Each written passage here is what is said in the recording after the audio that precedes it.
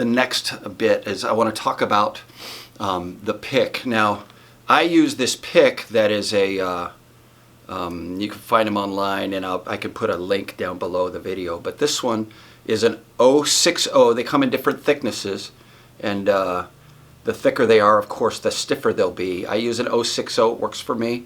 And I use these nylon picks that have a little bit of texture. It helps. You don't want to have a super tight grip on the pick, but don't ask me how I know, but I've lost a few picks inside while I'm picking inside the sound hole, and you end up having to kind of try and shake that thing out of there. You get pretty good at it, but in the middle of a concert, you probably don't want to be fishing for your pick. So I'm going to hold this up here. I'm holding the pick sort of so when I'm addressing the strings here, the pick is perpendicular to the strings, right? And so for a while we're just gonna downstrum,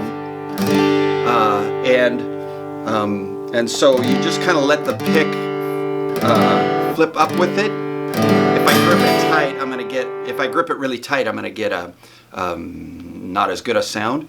And so you want to. That's why the texture comes in handy, is you can kind of use a looser grip.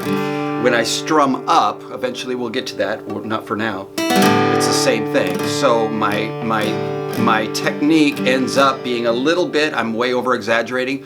A little bit where I tip the pick down on the way down. I tip the pick up on the way up. So again, this is important. So I take this finger is for me. I hold it somewhat perpendicular to the top of the pick, and then my thumb just goes over, kind of like that. It gives me that, not a ton. I don't want to hold it clear back here, but that gives you no flexibility in the pick. So, this texture, I'm literally at the bottom of the texture, and it. If you get one of these picks, you'll see where the texture ends. Okay. So all of that, and the last thing that I want to do for this video is tuning. And so what I have here is, this is a Snark. They come Amazon. They're about $10 or $12 if you buy them at Guitar Center. If you drive there, they might be 15 or 20. So they have, it clips right to the this is called the headstock. They clip right here, and they sense the vibration of what's happening, and so if once I turn it on, you can see it gives a graphic representation of. I'm going to maybe turn this a little bit this way, and so it gives a graphic representation of where you are in the string. So this. I'll say this 6th string, because that's how you'll find it online. It refers to, and as I'm going to pluck and turn my tuning key a little bit, until it comes in tune. Now, when I pick it really hard, it may show a little bit sharp at first,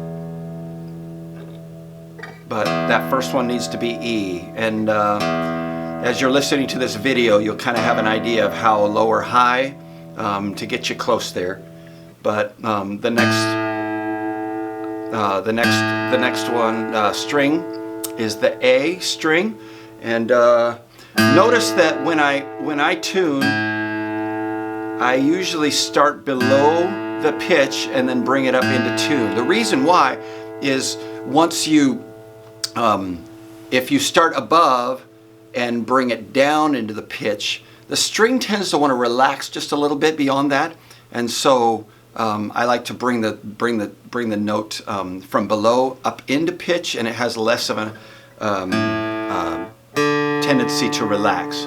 So again, the D string, start below, and I'll bring that up in. G, I'm going to do this kind of quickly now, just so you can do this. And I keep picking because I don't want to way over tighten. If you see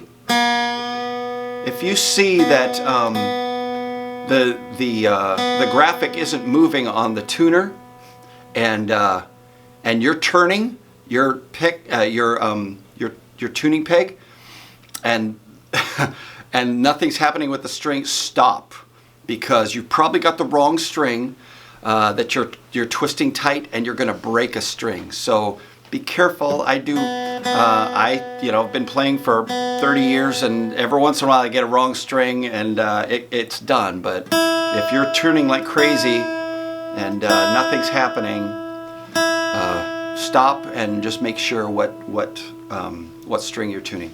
So I have that tuning, and you can at any point just comment on the